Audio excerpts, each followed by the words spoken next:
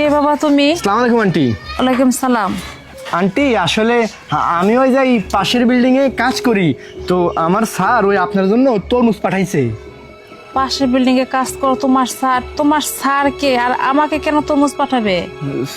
আমি পাশের বিল্ডিংয়ে থাকি, আপনি চিনেন না আন্টি? নেন এটা নেন। না না, আচ্ছা তুমি যার কথা বলতেছো তোমার মালিকের নাম কি?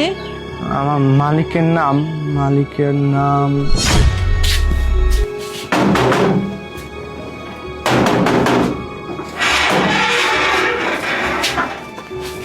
কে ভাই আপনি? ভাই এডি কার বাড়ি? এটি কার বাড়ি মানে কি সব বলতেছেন? এডি মানে করিম ভাই বাড়ি।